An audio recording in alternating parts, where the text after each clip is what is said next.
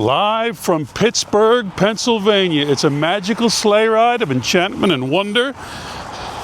And I think this is Pittsburgh, but it used to be, hey, I'm not going to do, in old times, you'd be at the city. But the cities, as we know, the downtown areas are just about finished. And whenever I do anything now, you end up out here in some suburban land near Pittsburgh that's sort of a cemented over corporate tchotchke land where there are grassy embankments that you walk over to try to get to a place for lunch. But anyway, I'm at sort of Pittsburgh, Pennsylvania. John Frankenheimer was a friend of mine. John was a great director. We did the movie Andersonville together, and he was crotchety and difficult and all sorts of things, but we became friends.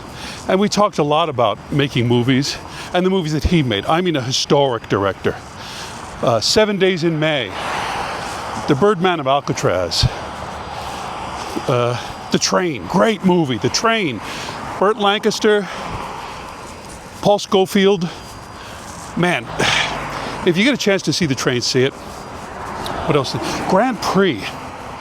You know that shot on cars where they put the camera outside the wheel of the car as it's going around? Well, they were doing a movie about race cars, Grand Prix race cars. It was John's idea to put a platform outside the side of the race car. No one had ever thought that, because at that time the Panavision cameras were gigantic, very heavy.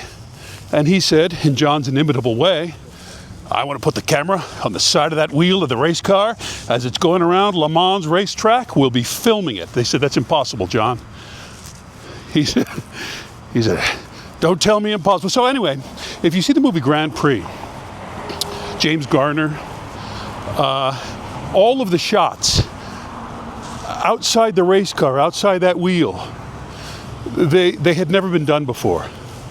And John Frankenheimer came up with that idea. I have to go into the parking lot of Family Dollar and Rite Aid and Panera, of course Panera, because the highway, I would be hit by a truck on the highway. John directed The Manchurian Candidate with Frank Sinatra. He had many stories about Frank Sinatra, about directing The Manchurian Candidate. This Angela Lansbury and Sinatra. But Frank Sinatra didn't like to work in the movies very much. Movies are boring. And Frank was singing songs, recording artist, famous, huge star. But he didn't feel like being around the movie set that much. So it was hard to get him on the set, hard to get him to retake things if there were mistakes. And there's a big scene toward the end of The Manchurian Candidate where Frank Sinatra's character is really losing his mind. It's about the military, mind control. Angela Lansbury is an evil woman who was plotting very bad things. And Frank Sinatra has his mind control through playing cards. And at one time, I just want to point out this, in the middle of urban sprawl, suburban sprawl. I'll show you. You've all seen it, right? Look at that.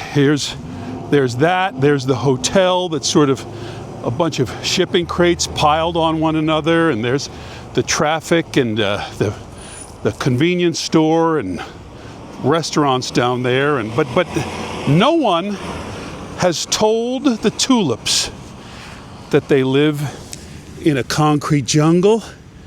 They just grow and stay beautiful and take the rain. They're having a great day. They're having a great day. All the tulips of spring. Anyway, end of Manchurian Candidate. Frank Sinatra, I don't even know how you get over there. Frank Sinatra is losing his mind. And there's a scene where he's backing into the wall, and truly, losing his connection with reality because he's seen that certain playing card come out of the deck. I forget the particulars of the plot. But he shoots the scene. Difficult scene for an actor to shoot. You're reeling and you're going crazy.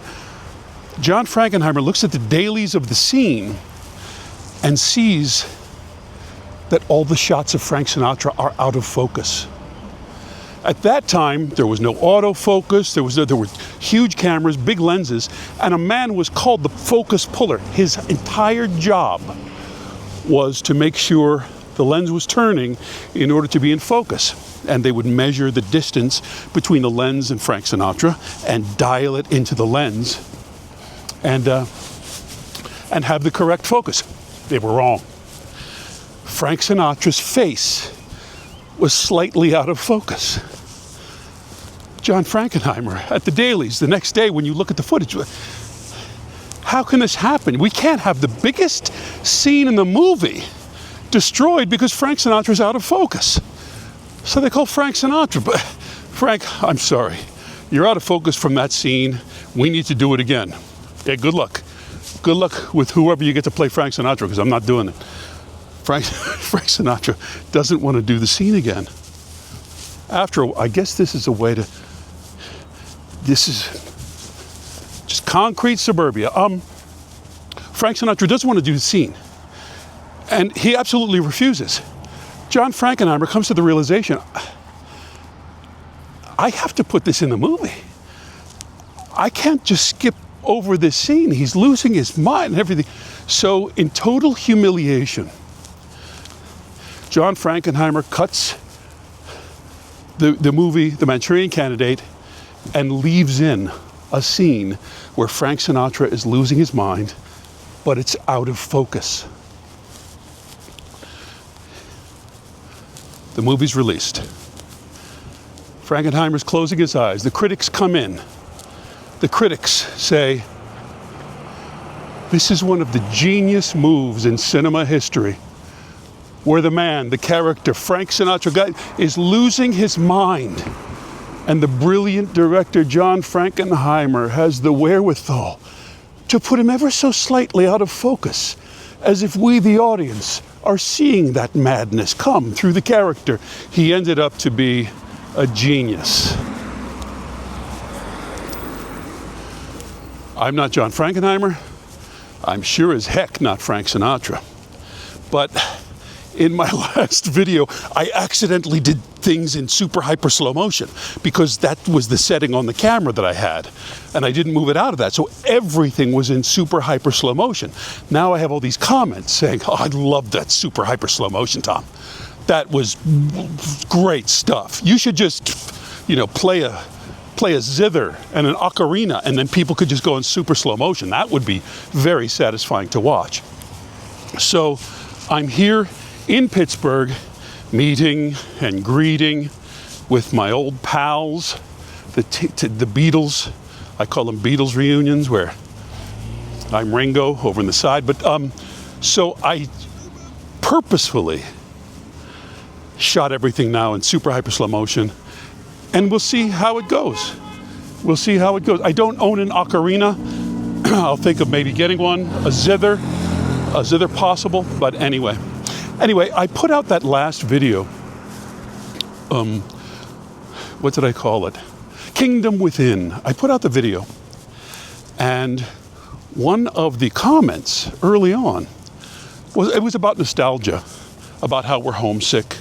Nostos out. Look at these. Look at where I am. Just for a second. Just for a moment, folks. Because where am I? I don't know where. I don't know. And one of the early comments was a man who said, "It's been hell since the year 2000." And I commented, I was pretty glib, I admit, but I commented quickly because that vibe was not the general vibe of my videos, my page, my whatever, oeuvre, nice word. And I immediately commented back. He said, it's been hell since the year 2000. And I said, hell or heaven, depends on where you look. And I thought, boy, that was glib. That was glib to put on the, that be the typewriter war, hell or heaven, depends on where you look. But I'll tell you something, I'm going to a lot of cities now, and it used to happen in stand-up, and it happened more and more increasingly, and it's even happening this weekend here in Pittsburgh, where someone will say, welcome to Pittsburgh. You like Pittsburgh? And I say, oh yeah, very nice people, good meals, everything. And they say, this place sucks. Like, well, why did you ask me how I like it then? Am I too? Yeah. There's an increasingly negative thing going on with people like the commenter, and I'm in the same position. Hell or heaven, depends on what you look at. I don't know. My dad, a comedian. I don't know the comedian because I don't know who's what. A comedian went on online on one of the memes, and the bit, which wasn't really a bit, it was more of the car wash is probably wrecking this sound. I can't go by the car wash. I got to turn. Okay, I'll go up this way. Toward the tchotchkes over here. So the comedian, the bit was like, things are better than we can even imagine. We live so well. We have so much food. We're trying to eat less food. And it was all kinds of things of how great things actually are. And I saw the bit, and I thought, my dad was saying that in 1967. We live like the pharaohs of Egypt. My dad was born and raised in an orphanage during the Depression, actual orphanage, Depression, the whole thing. A favorite Christmas memory of his was getting a washcloth and an apple for Christmas. So he was very much like, you have no idea how people live now. We live like kings. How many people in the history of humanity have actually decided what exact temperature they would like their shower to be? A very, very small minority of people. My dad loved ice cream because he would tell it, like, you didn't have anything that was ice cream was like something that they give children on some Disneyland, on Paradise somewhere. So he loved ice cream. But it's true. I think it's true. James Shaw was a philosopher, Jesuit priest. He taught philosophy at Georgetown University. Here we are at tchotchkes. I don't know what that is. Restaurant, cement, you get it. But James Shaw wrote a book called On the Unseriousness of Human Affairs. So I read it because that seems interesting. And that was one of his major points, is you could spend a lot of time meditating on you not really needing to be here. The mathematical probabilities of just being alive are stupefying. How easy it would have been for mom and dad to just give birth to a different person that's not you, and we'd all be fine. So his philosophy was, we begin at that level, that time, just having time to waste is just, it's sort of delicious. It's unbelievable. He even talked about that. I cannot get up this highway. Look at this highway. I didn't see, you can't, and it goes up to there, and then you can't walk there. So I'm still through the parking lot. But it's unbelievable. It's unbelievable to just be here. And of course things can be terrible. Things are for so many, for me, for you. so often. Life is like that. It's in his book, On the Unseriousness of Human Affairs, talking about Charlie Brown and Lucy holding the football. And it's inevitable that she'll pull the football away and we'll land on our back. That's life. But it's good to be here, you know, I think. The Blue Angel, I saw a thing about the Blue Angels, and they have a phrase like glad to be here, I think. I think they, yeah, whatever it is, they say it all the time. Glad to be here.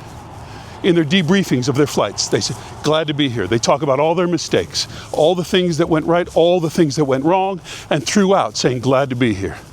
It's like a Blue Angel thing. Glad to be here, I think, from the documentary I saw, means I'm just a regular guy. I don't deserve to be a Blue Angel, you know?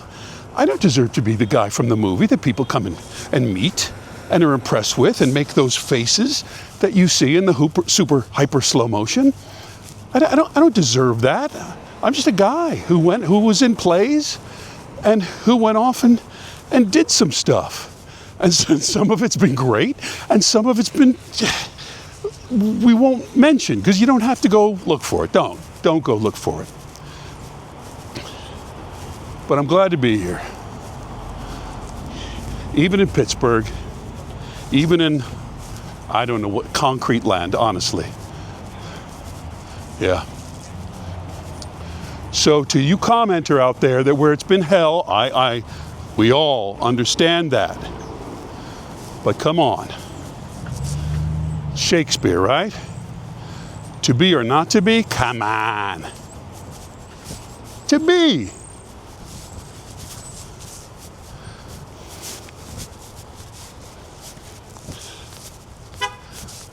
Yeah, I know. I do not know how to get out of here. I promise you, I do not know how to get out of here. I am not kidding you. This is how I'm getting out of here. Up the grassy knoll. Hopefully I don't break my legs. To the highway. Trying to not to be hit by a car. And cross the street to get a tchotchke sandwich. Pittsburgh. Thanks, Pittsburgh. You've given us Roberto Clemente and Andy Warhol and